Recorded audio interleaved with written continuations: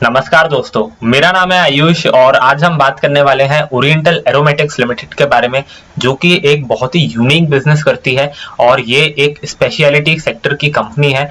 और इस कंपनी का शेयर प्राइस है 922 रुपीज और मार्केट कैप है 3100 करोड़ का। मतलब एक स्मॉल कैप कंपनी है और बहुत ही यूनिक कंपनी है। इसके पास काफी अच्छा कॉम्पिटिटिव एडवांटेज है, जिसके बारे में आज हम बात करेंगे। तो आज इस वीडियो में हम इसके पूरे बिजनेस मॉडल का एनालिसिस करेंगे। हम ये जानेंगे कि कंपनी पैसे कैसे बनाती है, क्या रेवेन्यू सोर्सेस हैं, फाइनेंशियल्स कहते हैं, वैल्यूएशन कैसा है, कॉम्पिटिटर्स पे भी एक नज़र डालेंगे। और ये सारी चीज़ें करने के बाद हम टेक्निकल एनालिसिस के ऊपर भी नज़र डालेंगे। तो कोशिश करेंगे कि एक 360 डिग्री एनालिसिस करें और ये समझने की कोशिश करें कि क्या कंपनी अच्छी है, और अगर कंपनी अच्छी है तो हमें क्या इन्वेस्ट करना चाहिए करंट वैल्यूएशन पे कि नहीं करना चाहिए। तो पूरा एनालिसिस करेंगे इस वीडियो में। तो ये वीडियो आपको अच्छा लगे तो please like to this video and subscribe to our channel. अगर आप लाइक करेंगे इस वीडियो को तो मुझे ऐसा इंडिकेशन मिलेगा कि मुझे इस टाइप के वीडियोस बनाने चाहिए।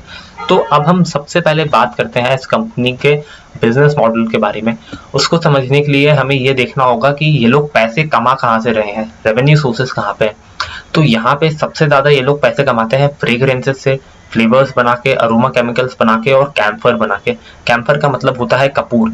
अब ये चार इनके मेनली प्रोडक्ट्स हैं और इसके अंदर काफ़ी सारे प्रोडक्ट्स हैं। हो सकता है कि ये चीज़ थोड़ी सी कॉम्प्लिकेटेड आपको लग रही हो, लेकिन अगर हम इसके मेन प्रोडक्ट की बात करें तो वो है कैम्फर, जिसको हम कपूर बोलते हैं। हम कपूर का यूज़ पूजा में करते हैं और काफ़ी सारे एप्लीकेशन है, मेडिसिन में यूज़ होता है, सेंट में यूज़ होता है, बहुत वाइड एप्लीकेशन है।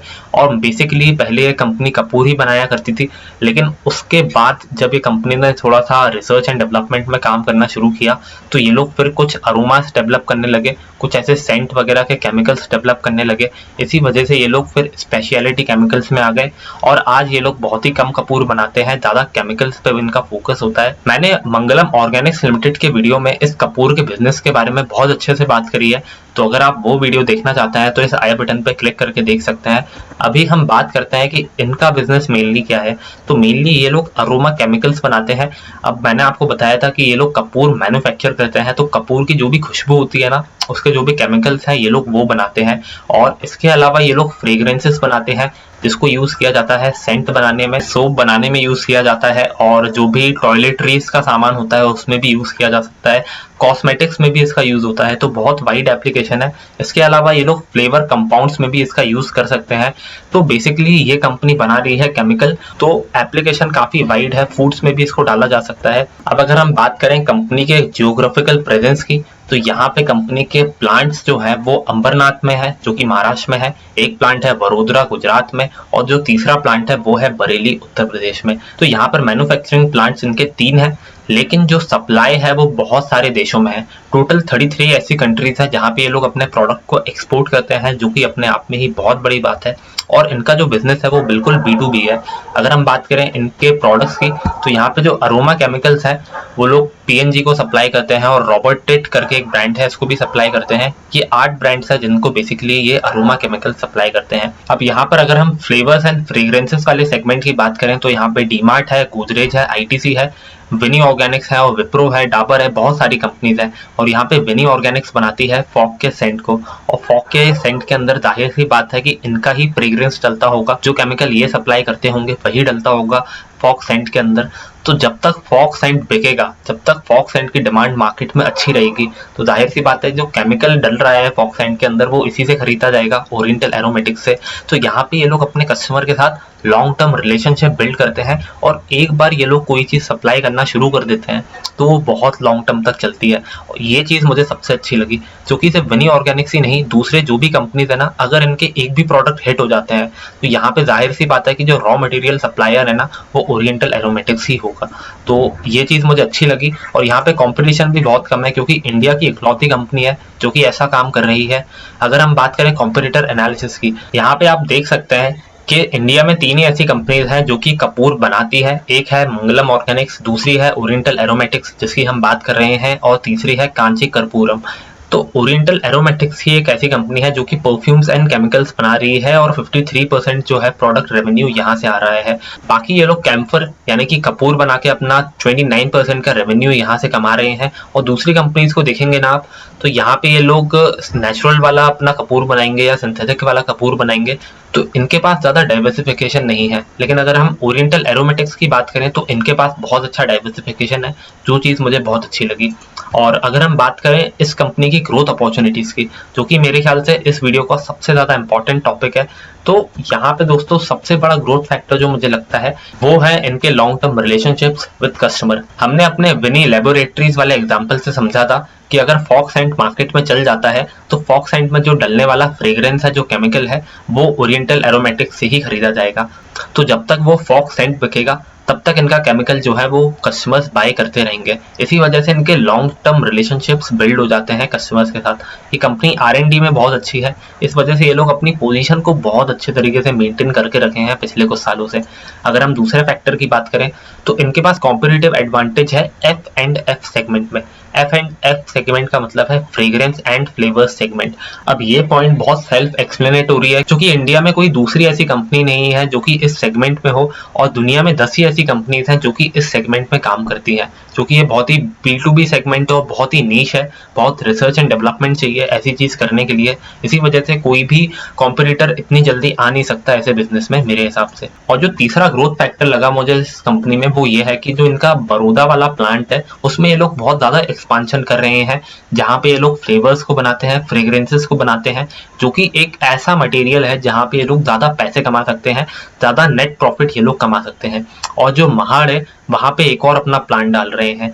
तो जब भी कोई कंपनी अपना प्रोडक्शन कैपेसिटी को बढ़ा रही है, इसका मतलब ये है कि वो लोग उम्मीद करते हैं कि ज्यादा सेल्स हम फ्यूचर में कर पाएंगे, और यहाँ पे ऐसा हो रहा है, वो मेरे ख्याल से एक बहुत ही पॉजिटिव फैक्टर है। अब अगर हम बात करें कंपनी के फाइनेंशियल परफॉर्मेंस की, तो आप यहाँ पे देख सकते हैं कि कंपनी ने फाइनेंशियल ईयर 2021 में 714 करोड़ के अपने रेवेन्यूज कमाए थे, और जो इनका प्रॉफिट था वो 101 करोड़ था। अगर आप प्रॉफिट में ग्रोथ देखें तो बिल्कुल कंसिस्टेंट है। 2018 में ये कंपनी 24 करोड़ कमा रही थी, आज 101 करोड़ रुपए कमा रही है, मतलब 4 टाइम्स जो प्रॉफिट है वो डबल हो चुका है पिछले 4 सालों में, जो कि बहुत अच्छी चीज है। अगर आप पिछले 2 साल के रेवेन्यूज देखें तो फाइनेंशियल ईयर 2020 में रेवेन्यूज ज्यादा थे, 769 करोड़ रुपीस थे।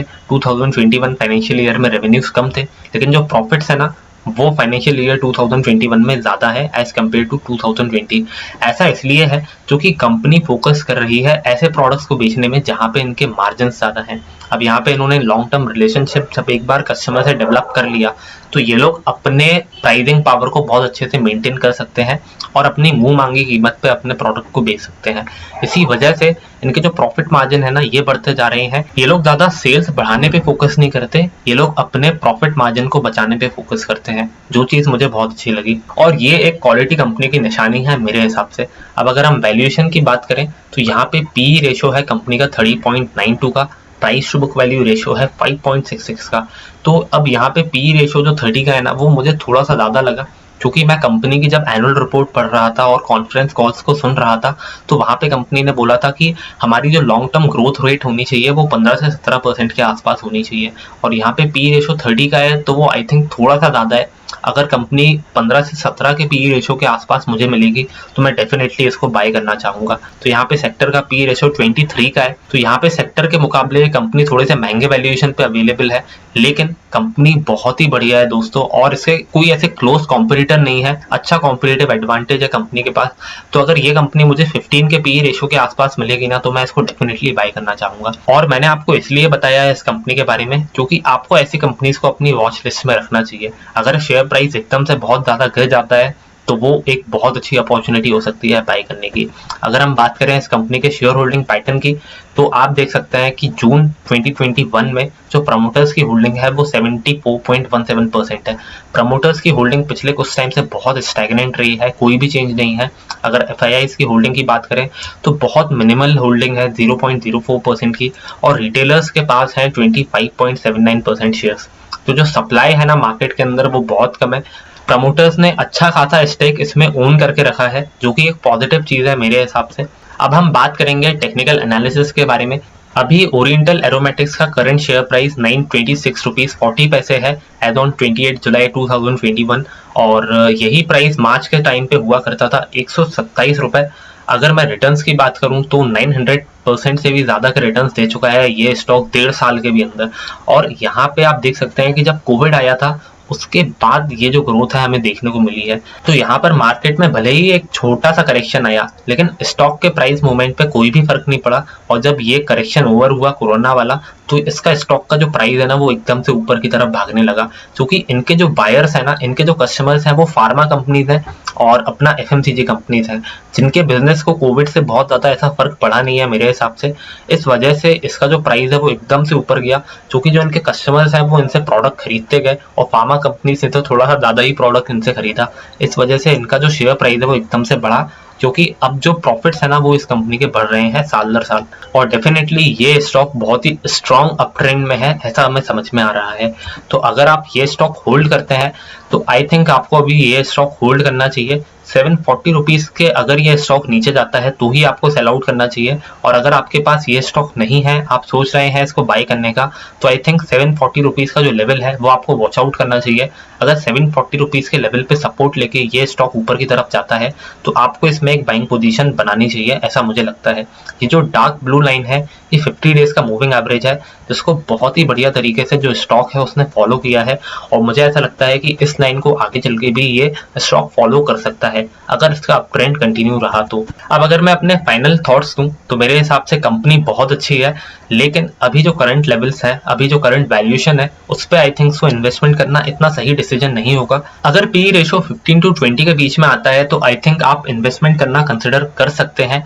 और thank you for watching this video. Please like and subscribe to this channel अगर आप इस टाइप के ही स्टॉक एनालिसिस वाले वीडियोस देखना चाहते हैं तो।